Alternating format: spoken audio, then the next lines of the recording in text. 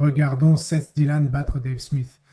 En ce qui concerne le récent entretien de Tucker Carlson avec Nick Fuentes, voyons un peu. Les gens veulent les entendre. Faut-il imposer des limites aux gens en ce qui concerne leur donner une tribune? Eh bien, je pense que c'est à chacun de décider avec qui il veut parler. Je crois en la liberté d'association. Vous savez d'ailleurs, si vous regardez les chiffres, je n'en suis pas si sûr. Nick Fuentes ne donnait pas la parole à Tucker. J'apprécie sincèrement Tucker, c'est un bon ami. Mais regardez, le fait est que ce qui rend cette histoire avec Nick Fuentes particulièrement ridicule. Je suis aussi d'accord avec toi, tu sais, j'ai discuté avec toutes sortes de personnes, y compris des communistes et des socialistes dans mon émission. Étrangement, cela ne semble jamais poser problème, ce qui est étrange car je ne comprends pas. On peut dire que le communisme est la pire idéologie, responsable d'environ 100 millions de morts au XXe siècle. Il est encore responsable de l'oppression des gens à Cuba et en Corée du Nord, peut-être aussi en partie au Venezuela. Mais bon, bref. Mais avec Nick Fuentes particulièrement en ce moment, ce qui me fait rire là-dedans, c'est que les gars, on a déjà fait l'expérience d'essayer de censurer Nick Fuentes. Quand je dis « on », je ne parle pas de moi. Je n'y ai jamais cru. Je l'ai aussi invité sur mon podcast à l'époque. Mais ce gars-là est énorme. C'est indéniable. Il est énorme. Donc, à ce stade, tu es juste en train de dire « tu préférerais qu'on n'ait pas de conversation à ce sujet ». Écoute, je pense qu'il y a plein de mauvaises idées partout.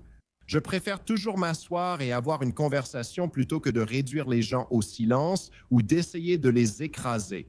Et regarde, Nick Fuentes était l'une des personnes les plus censurées du pays et il est plus influent que jamais en ce moment.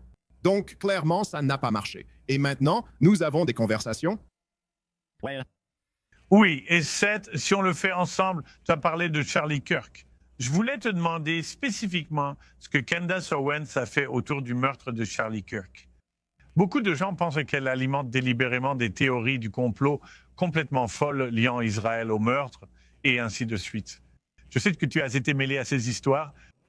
Quelle est ta réaction face à ce que fait Candace? Elle a une grande plateforme et diffuse ses opinions à beaucoup de gens. Je trouve ça méprisable. Exactement comme tu trouvais ce qu'Alex Jones faisait méprisable. Et pour la même raison. Il y a des personnes qui ont des amis proches, et des membres de la famille, et des collègues de Charlie Kirk qui l'aimaient énormément. Et qui en deuil pleurent la perte d'un ami cher. Et la lumière des soupçons est braquée sur eux. Et ils sont accusés d'avoir joué un rôle dans une sorte de dissimulation. Pour avancer de telles accusations ou même des insinuations, il faut, vous savez, être prudent, même sans les affirmer directement. Et vous êtes juste là à dire, vous voyez, voici les éléments. À vous de faire le lien. Il faut avoir des preuves. Il faut avoir une raison de penser que c'est le cas, pas seulement parce que vous le ressentez. On sait qu'on ignore beaucoup, mais ce qu'on sait vient d'elle. Ouais, vous savez, on ne peut pas se fier à son instinct. On ne peut pas se fier à ce qu'on sait, à ses rêves et à ce que ses rêves nous ont dit. Puis suivre cette voix sombre qui diabolise et salit des gens qui n'avaient que de l'amour pour Charlie, dont certains que je connais très bien. Frank Turek était présent avec Charlie, impliqué dans ces histoires et récemment ciblé par Candace. Il se serait interposé entre la balle et Charlie. Il aimait Charlie comme un fils. Et donc, tu vois, le chagrin est aggravé par tout cela. Mais revenons un instant à propos de Fuentes dans l'émission de Tucker. Je suis d'accord avec Dave. Peut-être que tu es surpris que nous soyons d'accord sur autant de choses, mais je suis d'accord avec Dave sur le fait que Tucker a tout à fait le droit de parler à qui il veut. Je suis aussi d'accord sur le fait que lorsque tu censures des gens et que tu essaies de supprimer leur voix, dans beaucoup de cas, tu ne fais que les rendre plus bruyants. Regarde ce qui s'est passé avec le Babylon Bee, non? Nous sommes plus populaires aujourd'hui que jamais. Nous avons plus de followers que jamais parce qu'il y a eu tous ces efforts pour censurer et supprimer notre voix. Ça s'est retourné contre eux de façon assez spectaculaire. Affronter et débattre les mauvaises idées au grand jour. Et c'est ma critique de l'interview avec Nick Fuentes. Il n'y a pas eu de confrontation. Nick a dit des choses terribles. Nick a dit des choses comme « Ah, vous savez, il veut...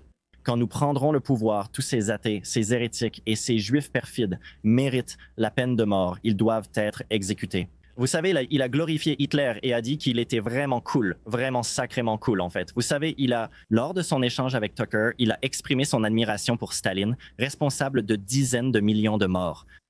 Ignorer tout cela, le passer sous silence, sans le remettre en question ni le confronter.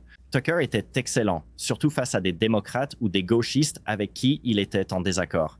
Il les tournait en dérision et réfutait leurs idées, les rendant ridicules. Et ils ont arrêté de revenir parce qu'ils étaient tellement embarrassés, parce qu'ils les faisaient paraître tellement ridicules. J'aimerais voir Tucker faire la même chose avec les mauvaises idées de la droite.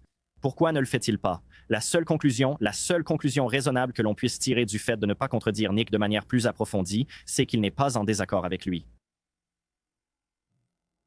Oui, je veux dire, c'est très... J'ai eu quelques gros face-à-face avec Tucker.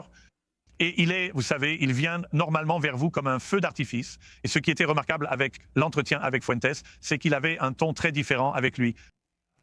Et vous savez, comme tu le dis, Seth, on peut prendre ça comme un accord tacite avec ce que dit Fuentes. Si vous ne le confrontez pas et ne le remettez pas en question immédiatement... Ce que Nick essaye de faire, c'est de devenir plus grand public. Désolé, Nick essaye de devenir plus grand public, c'est ça? Il se modère un peu, il essaie de se distinguer des gens qui sont plus à droite que lui, et Tucker l'aide à faire ça. Pourquoi? Tu veux vraiment poser cette question? Si c'est juste pour ça, je veux savoir pourquoi Tucker veut rendre Nick Fuentes plus acceptable. Ne dis pas, tes idées radicales n'ont pas leur place chez les conservateurs. Tu es collectiviste dans ton idéologie, tu es raciste, tu es intolérant de façon terrible. Tu as dit des choses horribles. Je ne veux pas de toi dans mon mouvement. Pourquoi Tucker ne rejette-t-il pas aussi Nick Fuentes? D'accord, c'est un excellent extrait. Donc, il y a deux choses qui se passent ici, n'est-ce pas? Personne qui prend vraiment ce sujet de cancel des personnes et tout ça au sérieux ne dit ça. Tucker ne devrait pas ou n'a pas le droit d'interviewer Nick Fuentes. Il y a deux choses auxquelles quelqu'un qui fait ces interviews doit penser, non? C'est avec qui tu devrais parler et ensuite quel est le but de cette discussion, non? Donc la popularité suffit pour lui adresser la parole. Ils ont clairement touché un point sensible chez un certain groupe de personnes. Et ça, tu sais, si tu es dans le monde politique, c'est une raison suffisante pour leur parler. Ensuite, il faut se demander, quel est le but? Veux-tu mettre en avant leurs idées? Est-ce que ton but est d'amplifier ce qu'ils disent? Ou est-ce que le but est de débattre et de les réfuter? Et clairement, Tucker Carlson avait la capacité de débattre avec Nick Fuentes et de repousser beaucoup de ses absurdités. Qu'il ait dit dans le passé ou lors de cette interview, il l'a fait, amenant les gens à penser que Tucker Carlson s'est ajouté à ceux qui sont compromis ou haineux.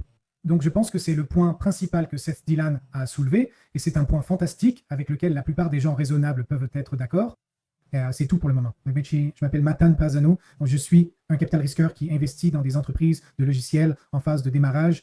Si vous créez quelque chose de formidable et que vous souhaitez nous présenter votre projet, mes coordonnées sont ci-dessous. J'ai aussi une chaîne YouTube et un podcast appelé The Profit or Pivot Podcast où j'interviewe des innovateurs, des entrepreneurs et tout ce genre de choses intéressantes. Mes informations sont ci-dessous. Merci d'avoir regardé.